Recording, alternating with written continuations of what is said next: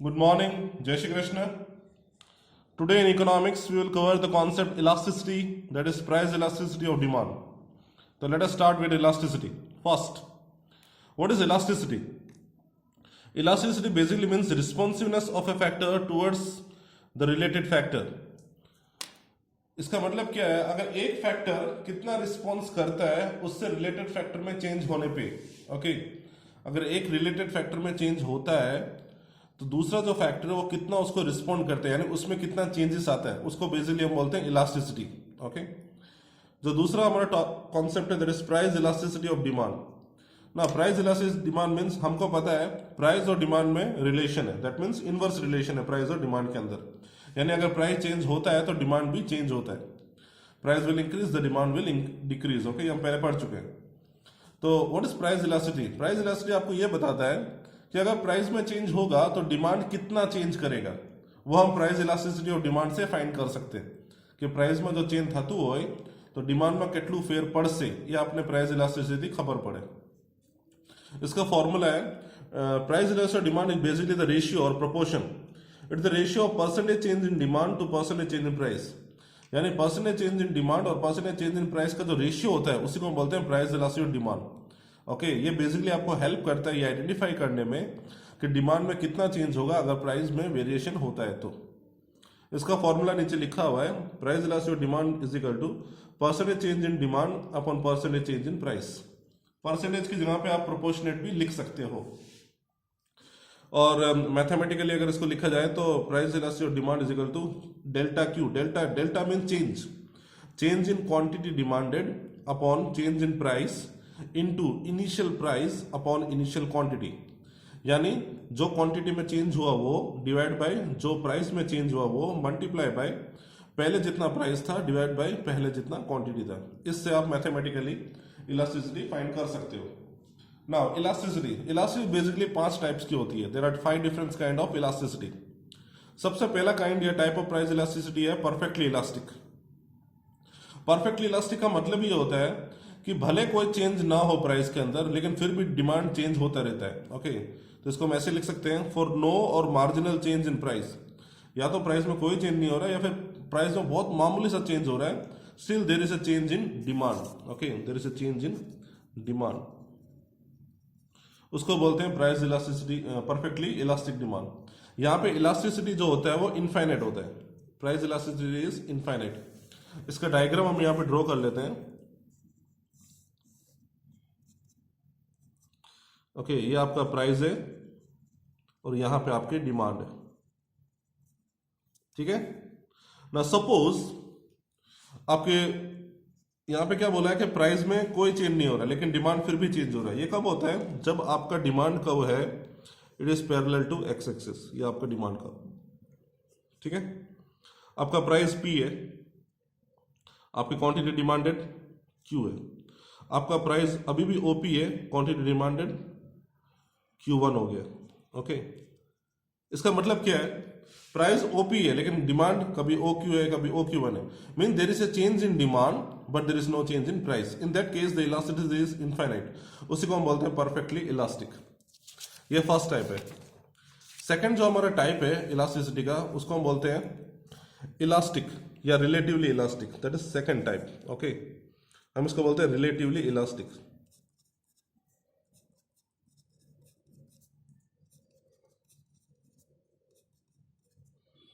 Relatively elastic में क्या होता है? इलास्टिसिटी जो होती है वो ग्रेटर देन 1 होती है, यानी प्राइस में अगर चेंज होता है तो डिमांड उसको ज्यादा रिस्पॉन्स दे रहा है। Okay, that means the percentage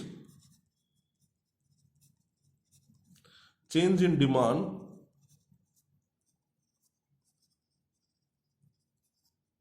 is more than change in price, यानी डिमांड में ज्यादा चेंज हो रहा है, प्राइस में कम चेंज हो रहा है, तो percentage change in demand is more than percentage change in price. In that case elasticity is greater than 1। Okay, now इसका डायग्राम कैसे होगा? इसका जो डायग्राम होगा काफी हद तक फ्लैटर होगा। ओके, यहाँ पे हम नाम लिख देते हैं, यहाँ पे प्राइस, और यहाँ पे डिमांड ना, इसका डिमांड कर्व है काफी हद तक फ्लैटर होता है, ठीक है। आप इस डिमांड कर्व के अंदर सपोज प्राइस पी है तो आपको डिमांड कितना है, क्यू है। अगर आपकी प्राइस थोड़ी सी कम होती है, सपोज प्राइस को P1 पे ले आए, तो डिमांड में बहुत ज्यादा आपको चेंजेस दिखाई देंगे, ओके। यानी प्राइस कम हुआ, नो डाउट थोड़ा सा कम हुआ, लेकिन डिमांड बहुत ज्यादा इंक्रीज हो गया, ओके। इसका मतलब क्या है, इलास्टिसिटी बहुत ज्यादा है, यानी प्राइस में थोड़ा सा भी फर्क पड़ने पे डिमांड बहुत ज्यादा चेंजेस होता है। इसको हम बोलते हैं रिलेटिवली इलास्टिक, ठीक है। यहाँ पे elasticity is greater than 1। Third जो होता है यूनिट इलास्टिक। यूनिट को आप यूनिटरी भी लिख सकते हो, ओके, यूनिटरी इलास्टिक भी लिख सकते हो। यूनिटरी इलास्टिक, यूनिट का मतलब ही होता है 1, यानी here elasticity is equal to 1। Elasticity equal to 1 कब होता है, जब प्राइस और डिमांड में सेम प्रोपोर्शनेट में चेंज हो रहा है। That means the percentage change in demand is equal to percentage change in price,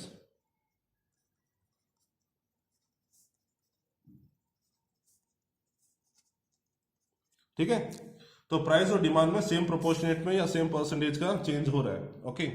ये कब ये होगा तो आपका डिमांड कर्व कैसा होगा, आप चाहो तो डिमांड कर्व को कर्वी भी बना सकते हो या फिर स्ट्रेट लाइन की तरह बना सकते हो, इस तरीके से होगा। और ये 45 डिग्री होता है जनरली, यहाँ पे 45 डिग्री।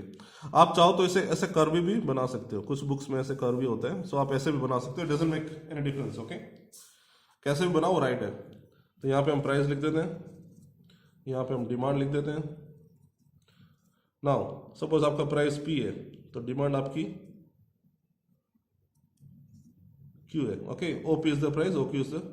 अभी प्राइस में चेंज हुआ तो डिमांड में भी उतना ही चेंज हो रहा है, ओके। तो प्राइस में जितना चेंज हो रहा है डिमांड भी उतना ही, यानी उतना ही परसेंटेज चेंज कर रहा है, ठीक है। यहाँ पे जनरली डिमांड का 45 डिग्री होता है, ठीक है। तो यहाँ पे इलास्टिसिटी इक्वल टू 1 है। नाउ नेक्स्ट जो कॉन्सेप्ट है वो है तीसरा type, that is fourth type, that is relatively inelastic. Relatively inelastic. ना, रिलेटिवली इनइलास्टिक का मतलब क्या है, इलास्टिसिटी जो है वो 1 से कम है, elasticity is less than 1। Less than 1 का मतलब क्या है कि प्राइस में चेंज होता है तो डिमांड चेंज कर रहा है, नो डाउट, लेकिन प्राइस में ज्यादा चेंज हो रहा है, डिमांड उसको कम रिस्पॉन्स दे रहा है। यानी प्राइस में चेंज होने पर डिमांड उसको कम रिस्पॉन्स देता है, ओके। इसका मतलब क्या है, the percentage change in demand is less, the percentage change in demand is less than percentage change in price, ठीक है। तो डिमांड में ज्यादा चेंज हो रहा है और प्राइस में उसके कंपैरिजन में कम चेंज हो रहा है, ओके। इसका अगर हम डायग्राम बनाते हैं तो इसका डिमांड कर्व जो होगा ज्यादा स्टीपर होगा, ओके, ज्यादा स्टीपर होगा। सपोज आपका प्राइस यहाँ पे पी है,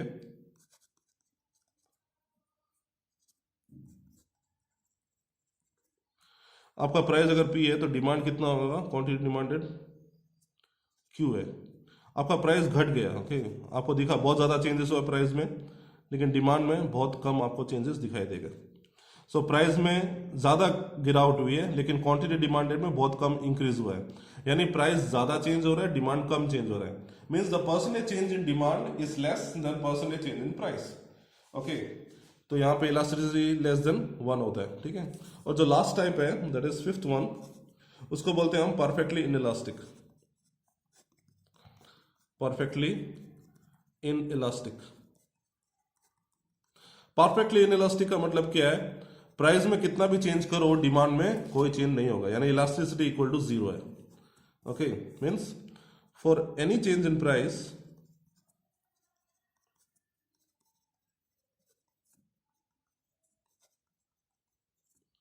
there is no change in demand, for any change in price there is no change in demand, यानी प्राइस में आप कितना भी चेंज करो डिमांड को कोई फर्क नहीं पड़ता है, डिमांड में कोई चेंज नहीं होगा। इसका डायग्राम अगर आप बनाते हो ओके तो it will be vertical to x axis. Okay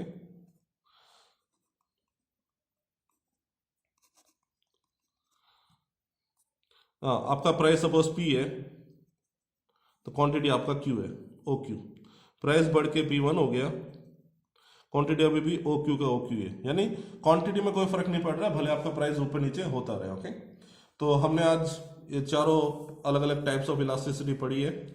okay सबसे पहले हमने डेफिनेशन देखी इलास्टिसिटी की,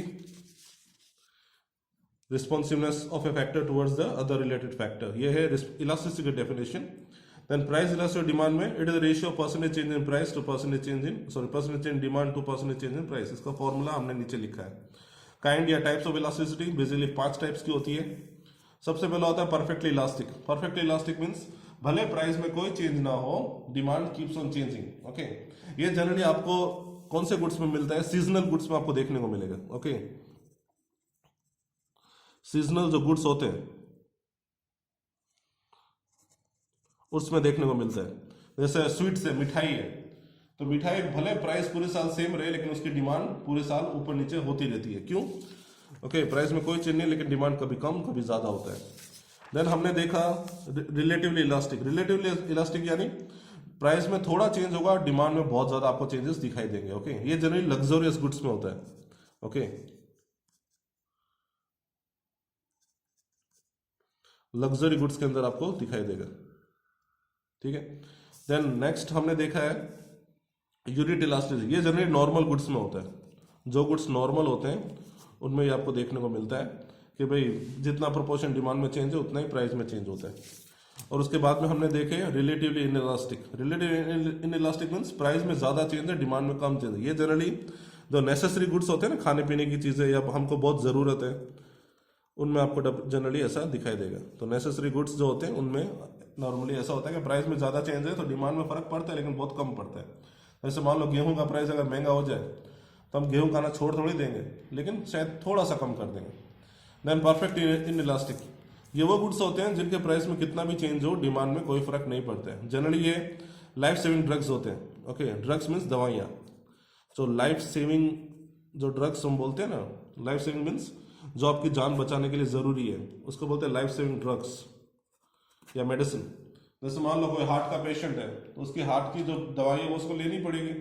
अगर 10 रुपए की है तो भी उतनी लेगा, 100 रुपए की तो भी उतनी लेगा। ऐसा थोड़ी ना सस्ती हो जाएगी तो ज्यादा ले रहा है, महंगी हो गई तो कम ले रहा है, नो। ओके सो ये सारे पॉइंट्स हैं। नेक्स्ट लेक्चर में आगे के टॉपिक कवर करेंगे। Till then good bye.